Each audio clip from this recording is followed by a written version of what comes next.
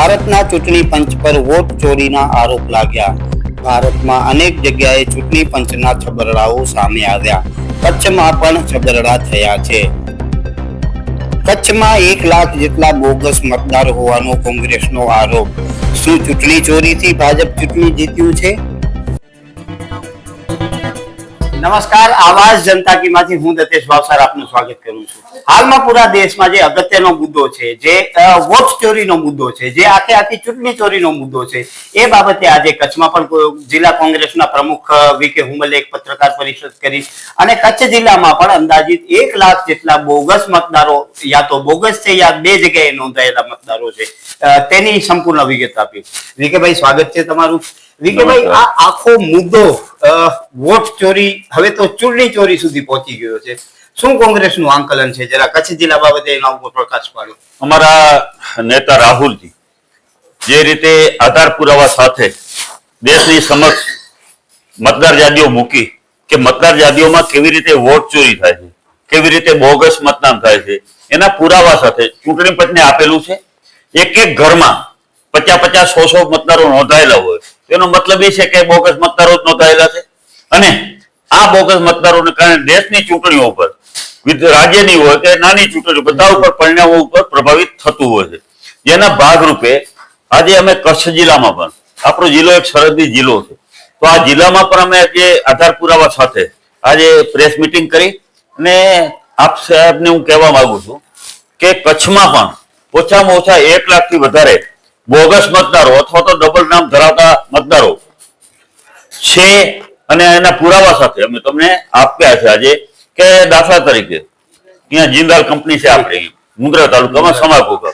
હવે બધા કામદારો કે કર્મચારીઓ છે એ બીજા રાજ્યના છે, બીજા રાજ્યમાં કે અથવા તો બીજા જિલ્લામાંથી આવીને એમને મતદાર યાદીમાં નામ નોંધાવ્યા, તો આ બધા એમના વતનમાં નામ નહીં હોય. તો અમારું કહેવાનું એ છે કે જયારે તમે નામ ઉમેરો છો ત્યારે એ તપાસ કરી કે એનું નામ બીજી જગ્યાએ નોંધાયેલ છે કે કેમ. કારણ કે 40-50 વર્ષની ઉંમરના લોકો અહીંયા જયારે નામ નોંધાવે છે તો ક્યાંક ને ક્યાંક એનું મતદાર યાદીમાં નામ હોય. 6 નંબરનું ફોર્મ સાહેબ એ ભરાવે છે. 6 નંબરનું ફોર્મ કોના માટે છે? કે માત્ર 18 વર્ષની ઉંમર હોય કે અથવા નવો મતદાર હોય એના માટે છે. બાકી તો તમારે બીજી જગ્યાએથી આવો તો ત્યાંથી પહેલા તમારે નામ રદ કરાવવાનું હોય. સ્થળાંતરનો દાખલો. પણ આ વહીવટી તંત્ર મતદારની સંખ્યા વધારવા માટે ઘણી વખત કંપનીઓને પાસે સામેથી જાય છે અને એના કર્મચારી કામદારને યાદી લઈને એના નામ ઉમેરવાના પ્રયાસો કરે છે. અને આ પ્રયાસો અહીંયા મુંદ્રા તાલુકામાં પણ થયા છે અને ગાંધીધામ વિસ્તારમાં પણ થયા છે. તો એના માટે થઈને અમારી એક રજૂઆતને માંગણી છે કે દાખલા તરીકે સમાગોકામાં સાહેબ 1100 થી 1200 જિંદાલ કંપનીના લોકો છે. આજે પંચાયત ઉપર એનો સરપંચ પણ એની પસંદગીનો આવે, એ ધારે એ સરપંચ બને. એની પોતાની કંપનીના 4 લોકો અત્યારે ગ્રામ પંચાયતના ત્યાં સભ્ય બન્યા છે. તો આવું કેમ લોકતંત્ર કઈ રીતે બચશે કે તમે કંપનીઓ અહીંયા આવી અને મૂળ આપણા કચ્છના જે લોકો છે એને બદલે બહારના લોકો આવીને રાજ કરશે એવું અત્યારે અમને દેખાઈ રહ્યું છે. તો એવી જ રીતે અત્યારે ગાંધીધામની આપણે વાત કહું તો એક BSF નો અહીંયા કેમ્પ હતો અને એના 900 થી 1000 અહીંયા કઈ જવાનો હતા. એમના નામો જે તે વખતે મતદાર યાદીમાં કોઈ કારણોસર દાખલ થયા. હવે એ અત્યારે આખી બટાલિયન જ લગભગ છેલ્લા 10 વર્ષથી તો અહીંયાથી બીજી જગ્યાએ ગયા, શિફ્ટ થઈ ગયા, કચ્છમાં જ નથી. તો એના મતદારો હજી પણ ચાલુ છે. એટલે આવા તો હું તમને દાખલા આપું છું. બાકી ગાંધીધામ વિસ્તાર એવો છે કે જે ગાંધીધામ શહેરમાં પણ મતદાન કરે છે, લોકસભા વિધાનસભામાં, ને ગામડાઓમાં નાની ચૂંટણી હોય ત્યાં પણ મતદાન કરવા જાય છે. આ તો પુરાવા છે. ઘણા આપણા લોકો અત્યારે મુંબઈમાં કામ ધંધે છે વર્ષોથી, જેનો જન્મ પણ કદાચ ઘરેનો એવો છે કે ત્યાં થયો છે, તો ત્યાં પણ એનું મતદાર યાદીમાં નામ છે, અહીંયા પણ મતદાર યાદીમાં નામ છે, બંને જગ્યાએ મતદાન કરે છે. આપણા ભારતના બંધારણ મુજબ દરેક વ્યક્તિને એક મત કરવાનો અધિકાર છે. એમાં પૈસાદાર હોય કે ગરીબ હોય, બધાને એક મતદાન કરવાનો અધિકાર છે. 2 મત ન કરી શકે. છતાં અહીંયા ખૂબ ખોટા ડબલ નંબર નોંધાયેલા છે. એટલે અમે વહીવટી તંત્રને એવું કહેવા માંગીએ છીએ, કારણ કે ચૂંટણી પંચ છે એ પહેલા આપણે નિષ્પક્ષીય રીતે, ચૂંટણી પંચ સ્વાયત્ત હતું, પરંતુ આ ભાજપની સરકાર, મોદી સાહેબની સરકાર આવ્યા પછી એ પણ જે એમની સ્વાયત્ત હતી એમને પોતાના કાબુમાં લઈ લીધું છે. આજે એમની નિયુક્તિ પણ, ચૂંટણી પંચની નિયુક્તિ પણ અત્યારે સરકાર કરે છે. એટલે સરકાર એમનો પોતાનો પ્રતિનિધિ મૂકવાના છે અને એ ચૂંટણી પંચ અત્યારે ભાજપને મદદ કરી રહ્યું છે કે કઈ રીતે આવનારી ચૂંટણીઓ જીતાય. દાખલા તરીકે મારે આપને એક બે તમને આધાર પુરાવા સાથે કહેવાનું છે કે હરિયાણા અને મહારાષ્ટ્રમાં જયારે ચૂંટણીઓ થઈ, હવે મહારાષ્ટ્રની 6 મહિના પહેલા લોકસભાની થઈ ત્યારે કોંગ્રેસને કંઈક 42 માંથી 31 જેટલી બેઠકો મળે છે અને વિધાનસભામાં આપણે હારી જાય છે. તો આવું આટલો બધો ફરક 6 મહિનામાં કેવી રીતે આવી ગયો કે બધાય સર્વે, એમાં હરિયાણા હોય તો હરિયાણામાં પણ બધા સર્વે જે રિપોર્ટ હતા, ઇલેક્ટ્રિક મીડિયા હતા, પ્રિન્ટ મીડિયા હતા, કોઈ એવું નહોતું કહેતું કે ત્યાં ભાજપની સરકાર બનશે. બધા એવું કહેતા હતા કોંગ્રેસની સરકાર બનવા જઈ રહી છે. અને એના પછી જે પરિણામો આવ્યા એ પરિણામો આખા ઉલટા આવ્યા, જેને લઈને રાહુલજીને એમ લાગ્યું, અમારા નેતૃત્વને એવું લાગ્યું કે ક્યાંક ને ક્યાંક ગડબડ આમાં છે. તો એને જોવા માટે જાદીઓ માંગી કે ભાઈ તમે અમને જાદીઓ આપો. તો જાદીઓ ખરેખર અત્યારે તો ડિજિટલ જાદીઓ, માની લો આના ઉપર વેબસાઇટ ઉપર બધું જોઈ શકાય, એને બદલે એને મૂકવાને બદલે એવો તમે આગ્રહ રાખ્યો તમારે પ્રિન્ટ કરેલી જાદીઓ લઈ જાઓ. હવે તમારે 7 ફૂટનો તો ખાલી એક જ વિધાનસભામાં કે લોકસભામાં આખો થપ્પો થતો હોય જાદીઓનો, એ ક્યારે ચેક કરે? ડિજિટલ હોય તો તમે નામ સર્ચ કરો એટલે તરત બધું મળી જાય. તો અમે એ કહેવા માંગીએ છીએ કે અત્યારે જે રીતે ચૂંટણી પછી કામ કરી રહ્યું છે એ ખરેખર તો લોકતંત્રની એક જાતની હત્યા છે. લોકતંત્ર બચાવવું હશે ને તો આપણે એક મતદારનો જે પોતાનો અધિકાર છે કે કોની સરકાર બનાવવી કોની નહીં, આ તો મતદારનો અધિકાર જ છીનવાઈ જશે. એટલે ખાસ કરીને આ વાત છે કે લોકતંત્રને બચાવવા માટેની અમારી લડાઈ છે અને આવનારા દિવસોમાં હજી વધારે ઉગ્ર લડાઈ કરી અને લોકો સુધી, જન સુધી અમે પહોંચી અને અમારે આ વાત કહેવા માંગીએ છીએ કે તમે મત આપે, આપણે લાઈનોમાં ઉભા રાખી અને ચૂંટણી પછી તો ધારે એની સરકાર બનાવી દે છે. દર્શક મિત્રો, તમે વિચારો કે હમણાં અતીતના 2 જે એપિસોડ હતા એનામાં આપણે અનેક ઉદાહરણો આપ્યા કે એક મકાનમાં 200, 300 મતદારો નોંધેલા હોય છે. એક વ્યક્તિ એવો છે જેની ઉંમર 46 વર્ષ છે અને એના 50 બાળકો છે, એનો સૌથી મોટો પુત્ર એનાથી પણ 23 વર્ષ મોટો નીકળે છે. આવા કેટલાય સબરડાઓ છે. રાહુલ ગાંધીએ જે વિસ્તૃતમાં પ્રેસ કોન્ફરન્સ કરી હતી એનામાં પણ એ વિગતો આપી હતી. એ તમામે તમામ ઉદાહરણો છે એ ધીરે ધીરે કચ્છમાં પણ પ્રસ્થાપિત થતા હોય છે. અંદાજિત 16.5 લાખ મતદાતાઓની યાદી હોય, મતદાન થતા હોય અને એનામાં 1 લાખ જેટલા મતદાતાઓ જો બોગસ નીકળતા હોય તો આ આખા ચૂંટણીના પરિણામને કેટલો પ્રભાવિત કરી શકે છે એ પણ તમે વિચારી શકો છો. વિકેભાઈ, આ તો થયો તમે જે ગોટાળા પકડ્યા, પરંતુ તમે જેમ કીધો કે ચૂંટણી પંચ તો હવે સત્તાનો કયાગરો થઈ ગયો છે અને અગાઉના ચૂંટણી પંચ ભારતનો દેશ છોડીને ભાગી ગયા છે. સત્તામાં બેઠેલા લોકો પોતાની જીત માટે જ આવા પ્રપંચો રચે છે. એટલે એમ માની શકાય કે જે ભાજપની સરકાર છે છેલ્લી અમુક ચૂંટણી પંચને ખિસ્સામાં નાખીને જીતી છે, હકીકતમાં જનાદેશ એમના સાથે નથી. ચોક્કસપણે અમે કઈ માની લો કે જનાદેશ અમારી સાથે હતો ને નથી આવ્યો, અલગ વાત છે.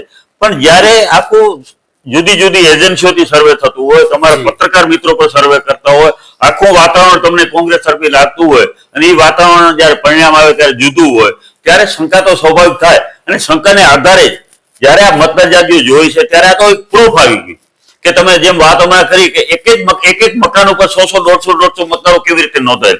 કચ્છમાં પણ તમને વાત કહું કે વર્ષો પહેલા અહીંયા નટરાજ હોટલ છે એક ગાંધામાં, હવે એક જ સરનામા ઉપર 150 નામ નોંધાયેલા હતા. આ તો હું તમને દાખલો આપું છું. બાકી મારે કહેવાનો મતલબ એ છે કે આખા દેશમાં જે આપણને અધિકાર આપ્યો છે, લોકશાહીમાં અધિકાર મળેલો છે, એ અધિકારના ભાગરૂપે એક નાગરિકનો એક જ જગ્યાએ મતદાન હોવું જોઈએ, મતદાર. અને આના માટે શું કરવું જોઈએ? અમારી માંગણી એ છે કે એક તો તમે ડિજિટલ જાદી તમે વેબસાઇટ ઉપર મૂકો. બીજી વાત કે હવે આ કાં તો આધાર કાર્ડ સાથે લિંક કરો તો જ ખ્યાલ પડશે બોગસ મતદાનો થાય છે કે નહીં. ત્રીજું અમે એમ કહી છે કે ભાઈ તમે દરેક મતદાર બૂથ ઉપર હવે સીસીટીવી કેમેરા લગાવો. સમય આવી ગયો, તમારે બોગસ મતદાન થાય એની સામે કાર્યવાહી થવી જોઈએ. આ તો કોઈ એવી કાર્યવાહીની જોગવાઈ નથી. એટલે એક જગ્યાએ 2 બોગસ કરી જશે તો પણ એને કોઈ ડર નથી, ભય નથી. તો આવું કંઈક હોવું જોઈએ કે ખરેખર ડરવો જોઈએ, ભય હોવો જોઈએ કે હું બોગસ મતદાન કરીશ તો મને આ સજા થશે. પરંતુ અત્યારે એવી કોઈ જોગવાઈ નથી. તો મારે એટલું જ કહેવાનું છે કે આપણો જિલ્લો છે એ સરહદી બોર્ડરનો જિલ્લો છે ને, ઔદ્યોગિક કારણે મૂળ મતદારો કરતા બહારના લોકો બહુ અહીંયા કરીને કામ ધંધા અર્થે, જુદા જુદા રોજગારી અર્થે લોકો ખૂબ અહીંયા આવેલા છે, વસેલા છે. એની સામે અમને કોઈ વાંધો નથી. પણ એ 2 જગ્યાએ તો મતદાર કોઈ જગ્યાએ કોઈ રીતે હોવા જોઈએ નહીં. અને અમે આ ફરિયાદ લઈ અને કલેક્ટરશ્રીને પણ મળવા, કારણ કે આપણે જિલ્લા ચૂંટણી અધિકારી છે એટલે એ એક રાજ્ય ચૂંટણી પંચના એક પ્રતિનિધિ છે, એને પણ અમારી રજૂઆત કરી અને અમે આ બતાવવાના છીએ કે સાહેબ આ મતદારો અમને ખાલી જોઈ દો કે બીજી જગ્યાએ છે કે નહીં. આ એમના વતનમાં તમે એમની પાસે સોગંદનામું માગો કે ભાઈ તો હું બીજી ક્યાંય જો ક્યાંય નોંધાયેલ નથી. પછી આપણે આ માની લો એના ઉપર તો હશે તો કાર્યવાહી કરીશું. પણ અમારો કહેવાનો મતલબ એ છે કે એક કંપની એક પંચાયતમાં ને બધે પરિણામો ઉપર પ્રભાવિત થતો હોય ત્યારે વિચારવાનો સમય તો છે કે નહીં. આવું ખાલી એક ગામમાં નથી. અત્યારે જો આવું કરશું તો આવનારા દિવસમાં આપણે કચ્છના લોકોનો જે અધિકારો છે એ જ છીનવાઈ જવાના. એટલે અમે કહેવા માંગીએ છીએ કે કંપનીઓ પોતાના ફાયદા માટે, પોતાના લાભ લેવા માટે, અહીંયા કઈ પોતાનું ધાર્યું કરાવવા માટે આવી રીતે મતદારોના કર્મચારીઓનું નામ લખાવી કોઈ રીતે બરાબર નથી. ઘણી વખત કલેક્ટર શ્રી પણ નીચે એમના પ્રતિનિધિ જેમ કે મામલતદાર, તલાટીઓને પણ એક સૂચનાઓ આપે છે અને ફરજ પાડે છે કે તમે મતદારોની સંખ્યા વધારવા માટે કોઈ પણ ભોગે કંપનીઓમાં જાઓ અને મતદારો નોંધી આવો. તો આ પણ બરાબર નથી કે એને મતદાર કામ અર્થે અહીં આવેલો હોય એનું મતદાર બીજી જગ્યાએ હોય તો કેમ નોંધી શકે? તો ખરેખર 6 નંબરના ફોર્મ થી કોઈ પણ નોંધવું ન જોઈએ. પરપ્રાંત હોય એટલે એના કારણે આધાર પુરાવા તો માંગવા જ જોઈએ કે તમારું બીજી જગ્યાએ મતદાન છે કે નહીં. એની પાસે પૂરેપૂરું એની બાંયધરી લેવી જોઈએ, એના પછી જ મતદાર નોંધવા જોઈએ. દર્શક મિત્રો, 6 નંબરના ફોર્મ થી નવો મતદાર એડ થાય છે, પરંતુ એ મતદાર વીકેભાઈ જેમ કીધું કે 18 થી 20 વર્ષનો હોય તો નવો મતદાર આપણે માની શકીએ, પરંતુ 40 થી 50 વર્ષની ઉંમરના લોકો જો નવા મતદાતા તરીકે નોંધાતા હોય તો શંકાની સોય ચૂંટણી પંચ ઉપર પણ જાય છે. કેમ કે એ મતદાર અન્ય જગ્યાએ નોંધાયેલો હોય, યા તો એનો 7 નંબરનો દાખલો હોવો જોઈએ યા તો 8 નંબરનો દાખલો હોય, એના આધારે 6 નંબરના ફોર્મ થી એ નવા મતદાર તરીકે અહીં નોંધાઈ શકે. પરંતુ એવો કોઈ જ આ ચૂંટણી પંચના જે કયાગરા અધિકારીઓ છે તેઓ કરતા નથી. પરિણામ સ્વરૂપે લગભગ વીકેભાઈ જેમ કહે છે કે 1 થી 1.25 લાખ જેવા લોકો એવા હશે જે કચ્છમાં પણ મતદાર તરીકે નોંધાયેલા છે અને અન્ય જગ્યાએ પણ નોંધાયેલા છે. હવે વીકેભાઈ, આનો સિક્કાની બીજી બાજુ એ છે કે કચ્છ એ સીમાવર્તી જિલ્લો છે, એટલે પાકિસ્તાનની નજીક જિલ્લો છે. આનો ગેરલાભ લઈને જે અસામાજિક પ્રવૃત્તિ છે અથવા આતંકવાદીઓ પણ આનો લાભ લઈ શકે, એટલે આ દેશ માટે પણ ખતરા સમાન છે. ચોક્કસપણે જયારે બીજા રાજ્યના લોકો આપણે અહીંયા આવી અને જયારે મતદાર યાદીમાં નામ નોંધાવતા હોય ત્યારે તકેદારી રાખવાની ખૂબ જરૂરિયાત છે. આનો લાભ સીમાવર્તી જેમાં આપણે વાત કરી કે સરહદી વિસ્તાર છે અને સરહદી વિસ્તારમાં તો ઘણી બધી આપણે એમાં ખ્યાલ રાખવો પડે છે. અને જેવી રીતે માની લો હમણાં ઘણી જગ્યાએ બાંગ્લાદેશના લોકો પણ આપણે અહીંયા પકડાય છે, એવું આપણા જિલ્લામાં નહીં હોય એવી શું ખ્યાલ.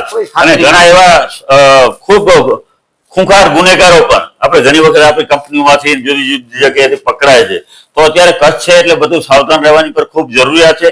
અને અમે તો વહીવટી તંત્રને કહેવા માંગીએ છીએ કે જયારે બીજા જિલ્લાના અથવા બીજા રાજ્યના તમે જયારે મતદારની નોંધણી કરો છો તો કમસે કમ તમારા મનમાં એક સવાલ આવવો જોઈએ કે એનું નામ બીજે હશે કે નહીં, અહીંયા કેટલા વર્ષથી રહે છે, અહીંયા મતદાર થવાનું એનું કારણ શું છે, એનો પરિવાર અહીંયા રહેશે કે નહીં. કારણ કે પરિવારમાં એક વ્યક્તિ અહીંયા રહેતો અલગ અલગ મતદાર તો હોય નહીં. તો આ પણ બધું આપણે એના કારણો ખરેખર જોવા જોઈએ કે એક પરિવારનો ભાઈ અહીંયા રહે છે ને એક એનું પરિવાર ઘરે છે તો પણ કઈ રીતે અલગ મતદાર હોય. તો આ બધા કારણો જો જોશો તો આપણે જિલ્લામાં પણ, કારણ કે આ જિલ્લામાં વિધાનસભાની ચૂંટણીઓ હોય કે લોકસભાની હોય, પરિણામો ઉપર ઘણી અસર એની થતી હોય છે અને બોગસ મતદાન ન થાય એટલા માટે પૂરેપૂરી તકેદારી રાખવાની ખૂબ જરૂરિયાત છે. દર્શક મિત્રો, તમને 2 દાખલા હું માત્ર આપીશ. ભુજ વિધાનસભા જેનામાં ધારાસભ્યની જીતનો જે અંતર હોય છે એ લગભગ 5,000 થી 15,000 ની વચ્ચે રહેતો હોય છે. અબડાસામાં તો અમુક 100 નો અંતરે પણ હાર જીત થઈ છે. એ બંને વિધાનસભામાં 2022માં જો 50,000 ને 60,000 મતની હાર જીત થતી હોય તો એ શંકાની સોય ઉપજાવે છે, એ નક્કી વસ્તુ છે. બીજો પ્રશ્ન એ છે કે એક બૂથ ઉપર વિકેભાઈ 4% થી વધારે જયારે મતદારો નોંધાતા હોય ત્યારે ચૂંટણી પંચની એ જવાબદારી છે, એના નિયમોમાં લખેલા છે કે શંકાસ્પદ બૂથ લેખાય છે એની દ્વિસ્તરીય ત્રિસ્તરીય તપાસ થવી જોઈએ, પરંતુ એવી કોઈ જ તપાસ થઈ નથી અને હજારોની સંખ્યામાં નવા મતદારો નોંધાઈ ગયા છે. તો આ પણ ક્યાંક એવું લાગે છે કે ભાજપ પોતાને જીતવા માટેના સમીકરણો રચે છે. મેં પહેલા પણ મારા પ્રેસમાં પણ વાત કરી કે ભાઈ જેમ તમે કીધું 4% થી વધારે થાય ત્યારે શંકા તો જવી જ જોઈએ ને. ઘણી વખત 4 વાગ્યા પછીનું મતદાનનો આંકડો એકદમ ઊંચો જાય છે તો એ પણ એક શંકાના દાયરામાં આવી જાય છે. એવી રીતે 4% થી વધારે થાય તો એ પણ શંકાના દાયરામાં આવવું જોઈએ તંત્રને. અને કચ્છ જિલ્લાની વાત કહું તો વસ્તીના પ્રમાણમાં નિયમ મુજબના 65% એવરેજ તમારો એના મતદારો હોવા જોઈએ. એને બદલે આપણે કચ્છ જિલ્લામાં કુલ 70% મતદારોની જગ્યાએ 8%નો ફરક છે. તો 8%નો ફરક હોય તો ચૂંટણીના પરિણામો ઉપર પ્રભાવિત ચોક્કસપણે થવાનું છે. ઘણી વખત અમારે રાપરની વિધાનસભામાં 500 મતે હાર્યા છે. વિચાર માંડવી મુદ્રાની વાત છે. તો આ બધી વસ્તુ છે ને એના ઉપર બહુ ધ્યાન રાખવાની જરૂરિયાત છે. અને ખાસ કરીને આ મોટી ચૂંટણીઓને અસર કરે છે, નાની ચૂંટણીઓ તો ખૂબ જ અસર થતી હોય છે આના કારણે. અને આ મોટું વધારે મતદાનની જો સંખ્યા હોય બોગસ કે માની લો ડબલ નંબર, તો એ શહેરી વિસ્તારમાં વધારે છે ગ્રામ્ય કરતા. એટલે મેં આવનારા સમયમાં આના માટે પણ એક એક બૂથ સુધી જઈ અને આપ સરકારને પૂરેપૂરી રીતે અમે ધ્યાન દોરીશું ને આ લડાઈ અમે જન સુધી લઈ જવા માંગીએ છીએ અને લોકોને જાગૃત કરવા માંગીએ છીએ કે આ રીતે જો ચાલ્યું તો લોકતંત્રની તો એક જાતની હત્યા જ થઈ છે એમ કઈ કહેવાય કે લોકોના અધિકારો જ છીનવાઈ જશે અને ચૂંટણી પંચ જે રીતે કામ કરી રહ્યું છે તો ખરેખર આવું અત્યારે ભારતના ઇતિહાસમાં જ્યાંથી આપણે આઝાદી શેના માટે લીધી કે લોકતંત્ર માટે આપણે આઝાદી મેળવી છે તો જયારે લોકતંત્ર જ નહીં રહે અથવા તો સરકાર એનું ધાર્યું જ કરાવશે તો તાનાશાહી જેવું રાજ આવી જશે જેવી રીતે ઘણા આપણે બીજા દેશોમાં જોઈએ છે એવું તાનાશાહી ભર્યું આપણે અહીંયા કને આ દેશમાં ભારત દેશમાં પણ એવા શાસકો આવી શકે છે એટલે અત્યારથી જ ખરેખર લોકોએ જાગૃત થઈ અને આનો ખુલ્લેઆમ વિરોધ કરવો જોઈએ જ્યાં એમના આડોશ પાડોશમાં ખોટા મતદારો હોય દેખાય એની પણ ફરિયાદ કરવી જોઈએ અને આની જાણકારી અમને આપશે તો અમે પણ તંત્ર સુધી સરકાર સુધી પહોંચાડશું અમે કચ્છના લોકોને અપીલ કરીએ છીએ કે જ્યાં પણ તમને બોગસ મતદાન દેખાય તો શંકા જાય ત્યાં અમારું ધ્યાન દોરજો એના માટે થઈને આગળના દિવસોમાં અમે કાર્યવાહી કરીશું વિકેભાઈ ખૂબ ખૂબ ધન્યવાદ અમારી સાથે વાત કરતો દર્શક મિત્રો તમે વિચારો કે ભૂતકાળમાં એવું હતું કે વોટ ચોરી થતી હતી અથવા ઈવીએમ ની ચોરી થતી હતી પરંતુ હવે આખી રાજ્યોની ચૂંટણીની ચોરી થઈ રહી છે અને એનામાં જો આપણે ચર્ચા કરતા હોઈએ કે ભારતમાં લોકતંત્ર છે તો હું એ લોકતંત્રને માનવાનો ઇનકાર કરું છું આપણે ભારતના ચૂંટણી પંચ ઉપર અનેક શંકાઓ થઈ છે અને એ શંકાઓના હજી સુધી કોઈ સમાધાન આવ્યા નથી તેવામાં સરકારે રચેલો જે કયા ઘરો ચૂંટણી પંચ છે એના ઉપર વિશ્વાસ કરવો એ આપણે પોતાને જ છેતરવા સમાન છે નમસ્કાર આવાજ જનતા કી માંથી હું દતેશ ભાવસાર તમને અમારી સ્ટોરી સારી લાગે તો લાઈક કરો સારી ન લાગે તો અમને સૂચન આપો પરંતુ સબસ્ક્રાઇબ કરજો જરૂર નમસ્કાર